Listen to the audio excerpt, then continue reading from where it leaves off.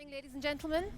You're very welcome to this session, Embracing Existing Resource, Doing More with Less.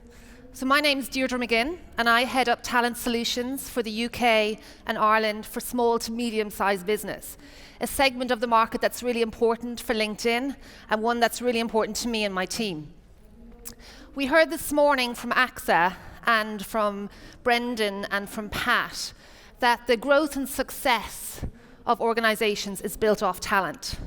And that's retaining your existing talent, attracting top talent into your organization, but also having a pool of talent available to allow you to service your organization.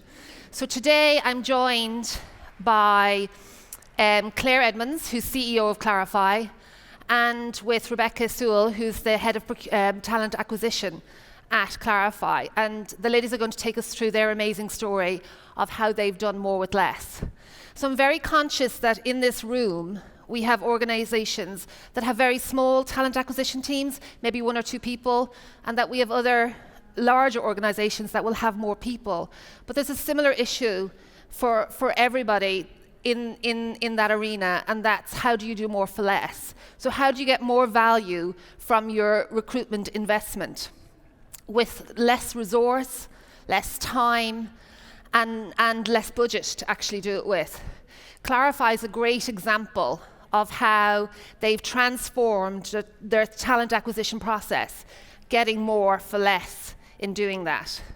So Clarify was set up in 2003 when Claire seen a gap in the market for a very specialized business service, business development service. They're a small to medium-sized UK-based company, so they're 50 people based outside of Reading. They deal with organizations from startups to large organizations like IBM, VMware, Xerox. They're very unique in the market, and they've had a very positive, disruptive impact on enterprise sales. So please give a warm welcome for Claire and Rebecca. Thank you. That's great. There you go. Thank you. Okay.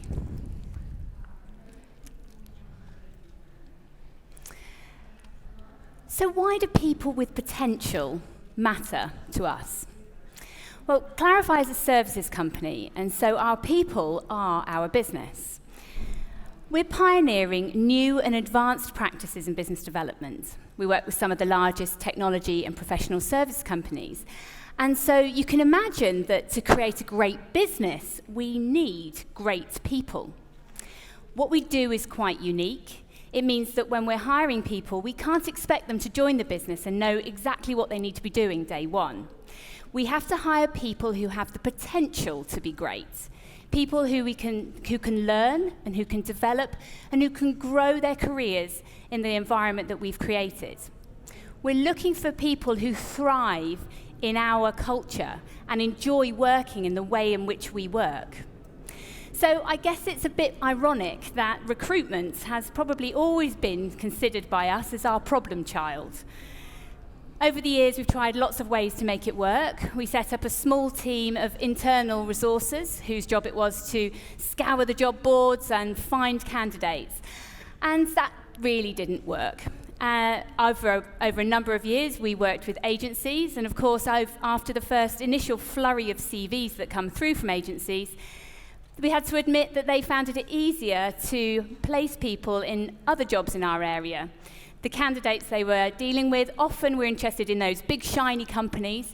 And of course, we had to accept the fact that those big, shiny companies often prepared to pay much higher fees.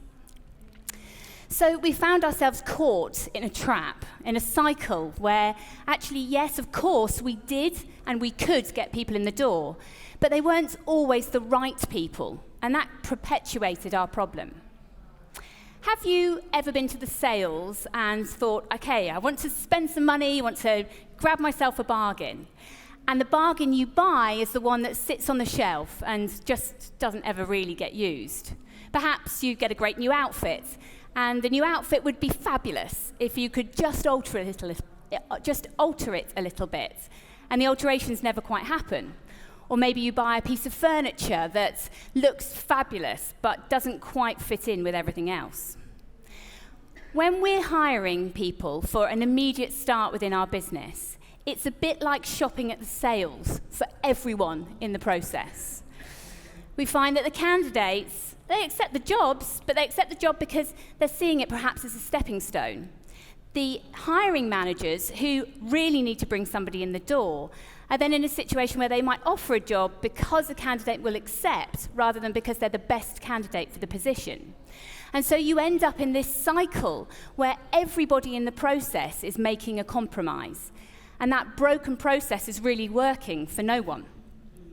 So I have big plans for our business, and I knew that recruitment was a limiting factor within the organisation. So we had to do something about that. We had to change something. It was costing us money, and it was affecting the culture and threatening the culture that we really had been working so hard to create. And so we did some analysis. And through our analysis, we identified that our best people are typically not those we hire under pressure when we're desperate to get somebody in the door. Our best people are the people who may not even be looking for work at that time when they are tempted by our team. They're people who might pick up the business, understand about the business through referrals. They may well have come across us through reputation or some of the activities we've been doing in the local community. And what that means is that when they join the business, they have made an active choice to become involved. They've made a positive decision to invest in their career and in their opportunities that they see at Clarify, and they see a chance to grow themselves personally within the roles that we have. So those people, on arriving at the door, are more committed, they're generally more successful. So to grow our business, we need more of those people.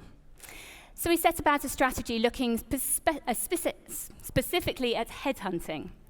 And we wanted to bring somebody in to change up the structure and the way that we were doing things, somebody who could understand strategically what we were trying to achieve. And we were lucky to bring Rebecca into the business with a proven track record of headhunting and designing headhunting teams.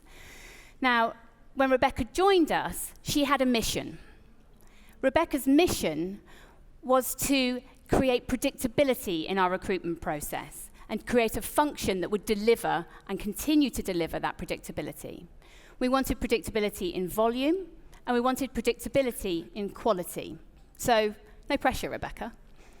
So, here I am, a woman with a mission, ready to break the cycle of post and pray reactive recruitment, only working with actively looking candidates that have never heard of us. I had big ideas and couldn't wait to get started. But just before that, I had to deal with the urgent open headcount.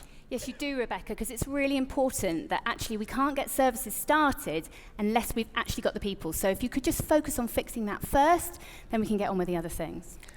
I had big ideas and couldn't wait to get started. But just before I did, I had to deal with the urgent open headcount. Yes, because Rebecca, we need you to not get too distracted away from filling this immediate headcount. We've got urgent requirements that need to be delivered. Have you ever found yourself filled with good ideas and intentions and then got stuck in the same cycle?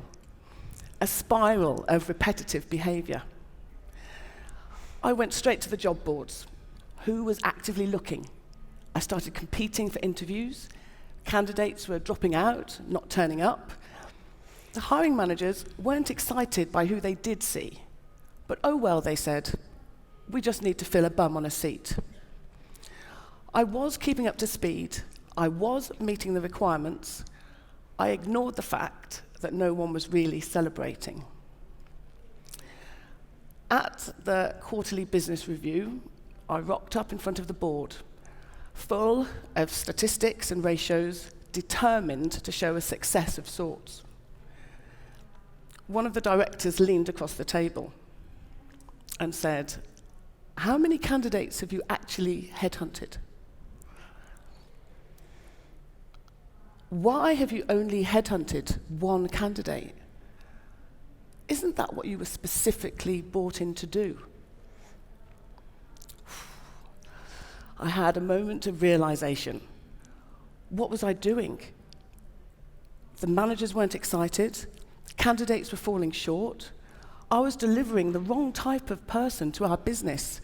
It was affecting performance. It was affecting retention. I knew there was another way.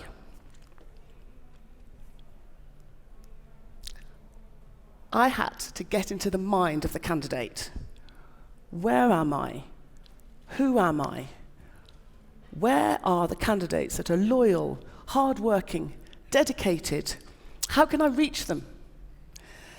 It reminded me of some sales training I had back in the day. Bear with me. A big, shiny van turns up, selling beautifully sign-written, selling well-known branded TVs out the back. You have to show your age now, Rebecca. The local community come out of their homes and they buy. A much smaller van, no shiny paint job, drivers not even wearing a uniform, turns up the next day. No one is interested. But that much smaller van turns up every week, come rain, come shine, showing an interest in his customers, building trust and getting known. Eventually, when somebody wants a TV, they don't wait for the big shiny van to turn up ad hoc. They go to the much smaller company they've got to know and trust over time. I wanted to be that smaller van with the attractive, friendly brand, but I couldn't do all the work myself. My candidates are not actively looking, but they are on LinkedIn. My recruiter license told me that. Sponsored jobs delivered that. My one headhunted candidate had come from LinkedIn.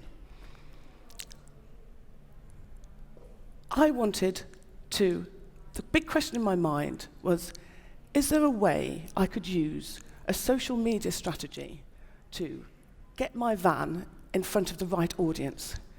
Get my van in front of the right audience regularly. A fleet of vans, connecting with the right people. People are our business. People talk about investing in a social media strategy. I wanted to invest in one at a big enough scale to have a quick and lasting impact. But before that, two things needed to happen. Sponsorship. I needed investment, support, authority. It had to be big enough to scale. And two, what did my candidates want to hear about? Where's the content going to come from? Now, as a small business, whenever we're making investments, it's all about choice. And I think it is fair to say that we had never really consistently invested in our employer brand. In fact, it was probably something that we had never really even approached with any proper level of commitment. So it was certainly true that whilst that was the case, we were being recognised and we were getting some great external validation. Our customers give us fantastic feedback, and the business has won some significant awards. Rebecca did ask for some investment. She wanted to invest in the LinkedIn platform, and she wanted to create a video that would connect candidates with the opportunity at Clarify. But what was really exciting about what Rebecca did was that she harnessed the power of what we already had. She harnessed the power of the whole team, and now everyone's involved. She accesses their networks, and they give free access to their networks. They help to create content. They share pictures of the team in action, the kind of culture and environment that we've created. They share news and updates, and they do that proactively. And it's through that process that we've really created a window into the business. Now, we know people don't just join a company. They want to connect with your vision and your purpose. And we've used this window to help give people insight into who we are as a company, what we do, the opportunities that we have, and the kind of culture that we've created. I think that over the years I've come across a number of different quotes that sum things up to me, and occasionally you sort of drag those out from the back of your mind. And one that I think is relevant here is that we have learned, or one quote that comes to mind, is that people will may not remember what you said. They may not remember what you did, but they will remember how you made them feel. And that's what we've done. we've got a great ROI coming through on this programme. We're now using social media and a variety of content to connect with our candidates. We've got the whole team getting involved in the process, and what that's meant is that we're getting the kind of results that we expected to see. We're connecting people and helping them to feel good about Clarify. Okay, but it wasn't all plain sailing. I remember being in Claire's office and she said to me, "I'm not paying that much for a website." But it wasn't just a website. It was individual landing pages. It was a Work With Us campaign. It was sponsored updates. It was leveraging our employees' own networks. I remember meetings where we got stuck overthinking the content. People had to learn to trust me and to believe that what we had was good enough. Introducing a longer-term strategy against a backdrop of short-term pressure is really hard to do. Rebecca, don't get distracted from our urgent open head count. It took confidence, belief, and a leap of faith. So, the results. They came through thick and fast and were proactively shared. Hiring managers were engaged, excited, making themselves available for out-of-hours interviews. Our followers, our company followers, went from 450 to over 3,000.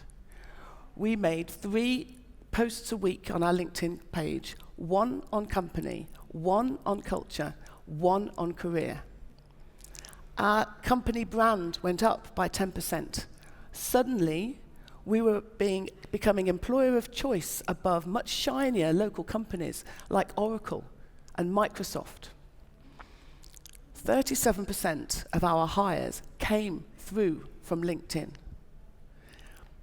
And I can also tell you that 1 year on, retention has increased by 36%. And that's had a knock-on effect, not just financially, but culturally, and also for our wider reputation as a business. So, what next for Clarify? We have a fantastic pool of people with our followers. We want to reach out to them, enrich the dialogue, target our candidates, our specific passive candidates. We want to target them specifically and build talent pools for future roles. It's been an absolutely massive change. People are coming to me from all over the business with content. It's opening up a window into our culture and helping us to promote diversity. So the title of this event is Transform, Connect and Inspire. And I think that's what we've done. We've transformed the recruitment process. We've connected candidates with the opportunity at Clarify.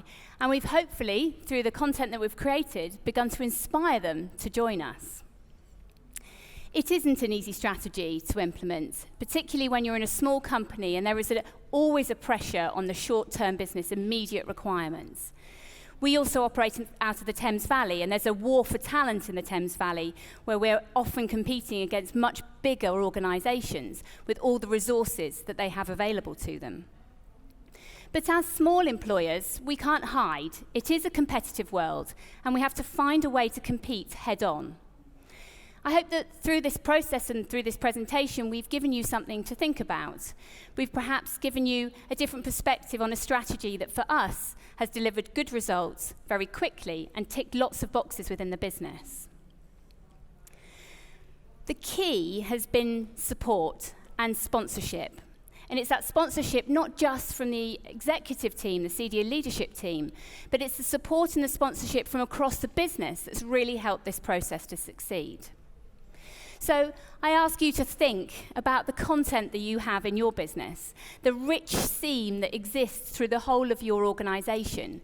Are you really harnessing the power of that content, or could you be doing more?